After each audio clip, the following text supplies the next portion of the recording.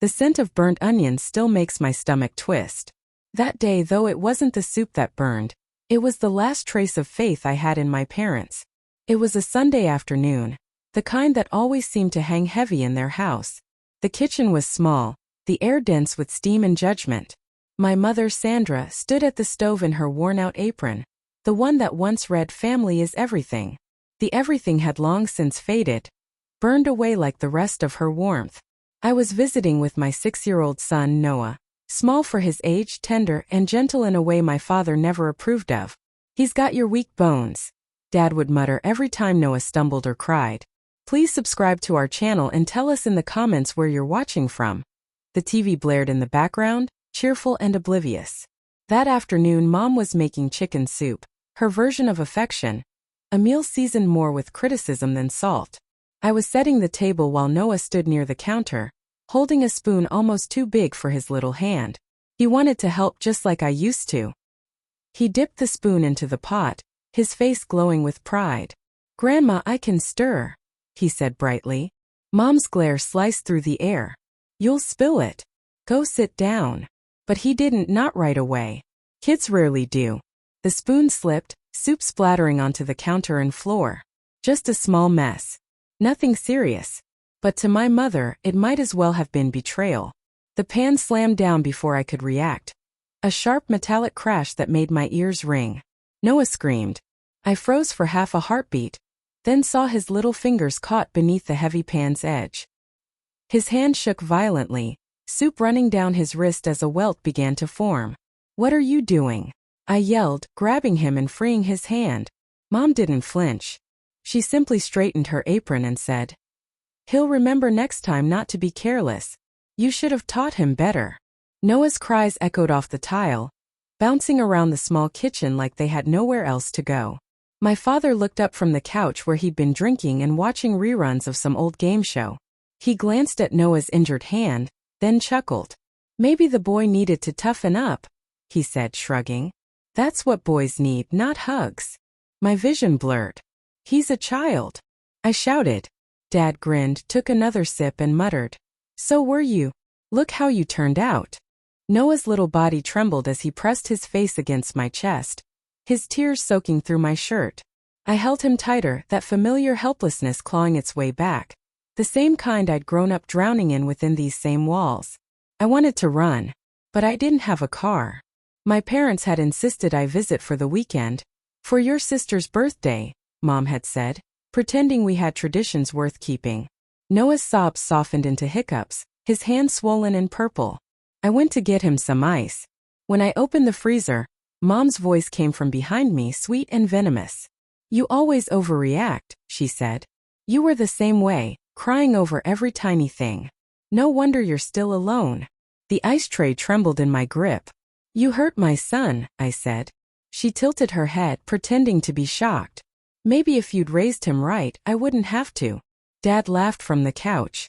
"She's got a point, Amber. You're too soft. Kids need fear, not comfort."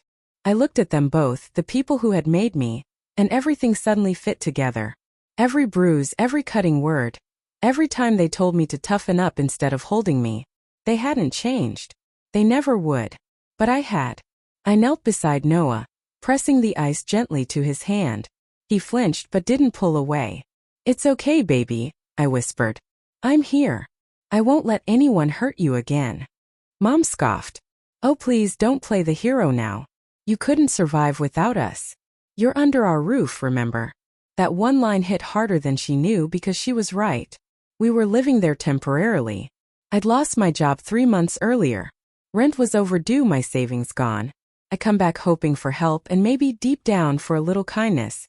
But I should have known better. Noah looked up at me through teary eyes and whispered, "Mommy, I want to go home." Those 5 words cut deep, but they also freed me. I looked at my parents, so smug in their cruelty, then at my son, small, scared, and the only thing that mattered. I made my choice. We were leaving, not just their house but their entire world. That night, after they went to bed, I packed our things quietly. Each zipper felt like an exhale. I took Noah's hand, gently wrapping his bandaged fingers, and we stepped out into the cold. The sky was black, but for the first time it didn't feel empty. It felt wide open, waiting. I didn't know where we'd go, only that it would be anywhere but there. As the porch light flickered behind us, I made a promise. If they wanted Noah to toughen up, I'd show them what real strength looked like, the kind that protects instead of destroys. The kind they'd never understand. By morning, sunlight streamed through the broken blinds of a small motel room on the edge of town. The air smelled like mildew and stale coffee, but it was peaceful, blessedly so. Noah lay beside me, his hand wrapped in gauze I'd bought at the pharmacy. His fingers twitched in sleep, a soft whimper escaping. I sat on the edge of the bed, staring at my reflection in the cracked mirror. My eyes were puffy, my hair tangled, and my heart raw. I'd left everything behind. Every safety net, every tie, except the one that mattered most, him. I picked up my phone. 20 missed calls, all from Mom. Her last voicemail played in that sing-song voice she used to fake concern. Amber, stop being dramatic. Bring the boy back. You know we didn't mean it. Accidents happen. Accidents. That's what they called smashing a child's fingers with a pan. That's what they called breaking me, too. I deleted every message and blocked her number. The silence that followed felt sacred. In the days that followed, I found a part-time job cleaning rooms at the same motel. The manager, a soft-spoken man named Greg, didn't pry. He just handed me a mop and said quietly, "You look like you could use a second chance." I worked until my hands ached and my back screamed, but I never complained. Every dollar meant freedom. Every night of exhaustion meant survival. At night, I'd tell Noah stories until he fell asleep, his little hand resting against my arm. "Mommy," he whispered one night, "will Grandma and Grandpa come here?" I kissed his forehead. "Not unless I let them. And I won't." Weeks passed. His bruises and mine slowly faded. But the past always finds cracks to crawl through. One evening, as I scrubbed the motel floor, a voice behind me made my stomach tighten. "Still cleaning up other people's messes, huh?" I turned. My sister Lindsay stood there, wearing that same smug smile she'd had since we were teenagers. "Mom sent me," she said, flipping her hair. "She's worried about you and the boy. Tell her." I didn't respond. I just kept wiping the counter. She scoffed. "You're always so dramatic. You know Dad didn't mean that." Laugh. "He's just old-fashioned. You really walked out over that." I looked up. He laughed, Lindsay. He laughed when Mom crushed Noah's hand. "Tell me, what part of that is old-fashioned?" She rolled her eyes. "You twist everything. You always have. You're the family problem, Amber, always have been." My knees trembled, but my voice stayed calm. "Then stay out of the problem's life." Before she could snap back, Greg appeared at the front desk. "Everything okay here, Amber?" Lindsay gave him a slow once-over, then smirked. "So this is what you do now? Cleaning motels and flirting with janitors? How pathetic." Greg didn't flinch, but something shifted in his eyes. Anger maybe, or sympathy. He placed a gentle hand on my shoulder. "You don't have to listen to that." Lindsay let out a sharp laugh. "She always has to take it. That's what she's good at." And with that she walked out, her perfume hanging in the air like poison. That night I cried under the shower. Not because of what she said, but because I finally understood something. They couldn't hurt me anymore. They didn't break me, they disgusted me. Weeks passed quietly. Greg helped me find a small apartment nearby. It wasn't fancy, but the walls were clean and the locks worked. Already an improvement over my parents' house. Noah started to smile again. His laughter no longer came with flinches or fear. Still, something inside me stayed restless, knowing my parents hadn't changed.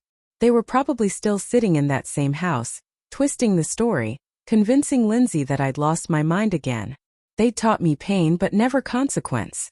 Until now. One night, after Noah had fallen asleep, I found an old box buried in my bag, one that had made it through the move. Inside was a flash drive. I recognized it instantly. Dad used it for family photos, tax files, and a folder labeled work projects. But I always knew what that meant. He was a contractor who cut corners, forged safety reports, and filed fake invoices under other employees' names. He once bragged about it after too many drinks. "The government owes me more than I owe it," he'd said.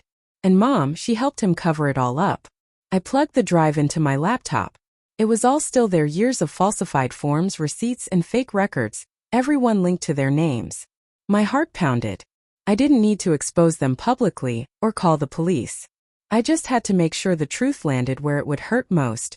In the inbox of Dad's company. A single email. No message, no threats. Just evidence. When I pressed send, I didn't feel vengeful. I felt clean. 3 days later, the headline hit. Local contractor under investigation for fraudulent bidding practices. Their faces flashed on the evening news. Mom's trembling voice trying to defend them. We're being framed. The irony almost made me laugh. Almost. Instead, I turned to Noah, who was coloring at the kitchen table, sunlight falling over his healed hand. See, sweetheart. I whispered. Justice doesn't always have to scream. That afternoon, Greg knocked on my door holding 2 milkshakes. You doing okay? He asked. I smiled. Better than okay. Because for the first time in my life, I wasn't surviving in spite of them, I was surviving without them. And they were finally learning what helplessness felt like. 2 months passed before I saw their faces again. 2 months of quiet mornings, steady work, and laughter that didn't tiptoe around cruelty. Noah's hand had healed completely, just a faint scar left. I kissed it every night, as if I could erase what they'd done. But peace doesn't erase the past. Just makes it bearable. The call came from Lindsay. I ignored it. Then came the text.